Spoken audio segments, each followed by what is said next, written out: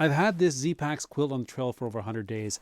I'm going to give you an overview of how it's performed, but as a bonus, I'm going to show you the latest model and see some of the updates they've done.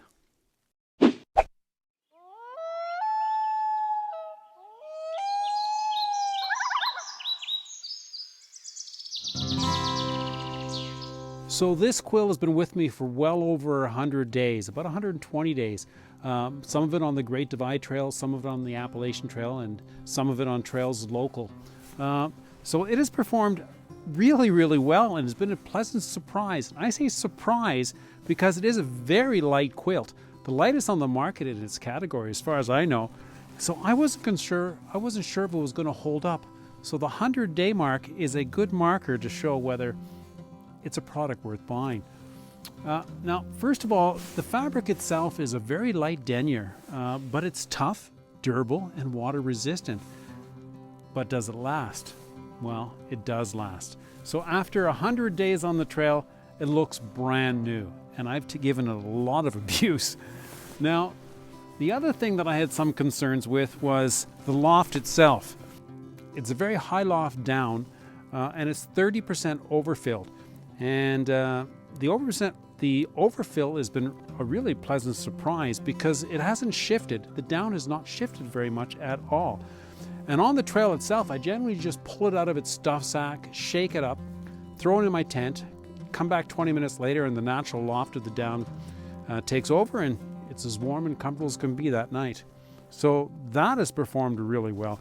In fact, when you put it side by side with the brand new one, it looks like it's exactly the same, or there's no degradation whatsoever in the loft. I can't say that scientifically, but certainly at first look, that's what it appears to be. The other concern I had was the neck. It has this elastic draw cord which tightens up around the neck so that when you sleep at night, you can prevent the drafts from coming in and hot air escaping. And it's got this stretch to prevent it from binding on you. Many companies use a draft tube, which fills in some of those gaps, and then they have a fixed cord.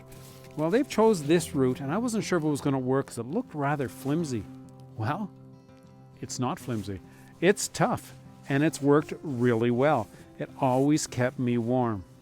The last issue I had concerns with proved to be real, and that was these lashings that attach the quilt to the sleep pad. They are made out of a fixed cord. It's not flexible and is attached by clips, and it is attached some ways up on the quilt fabric itself, not at the seam.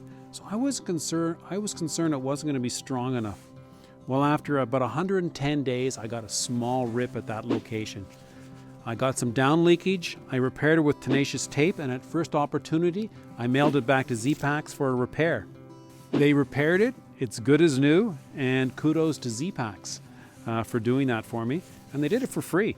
I think that's just part of the aftermarket care that Z-packs does for all its customers. So that has been a real wonderful product. I really like it, but I wasn't satisfied with that there.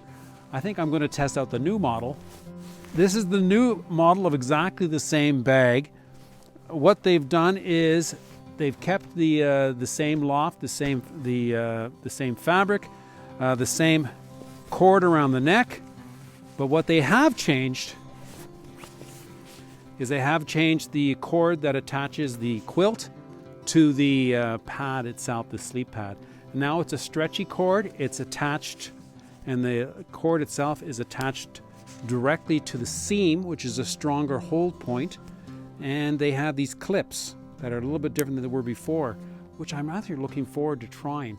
I've had out a few nights, but 3 nights on the trail is not a review it makes. So it appears very good after 3 nights. All in all, the Z-packs quilt has been an excellent product. Endured over 100 days on the trail and proved to keep me warm and comfortable all along the way. Get outside, enjoy the moments, and smile.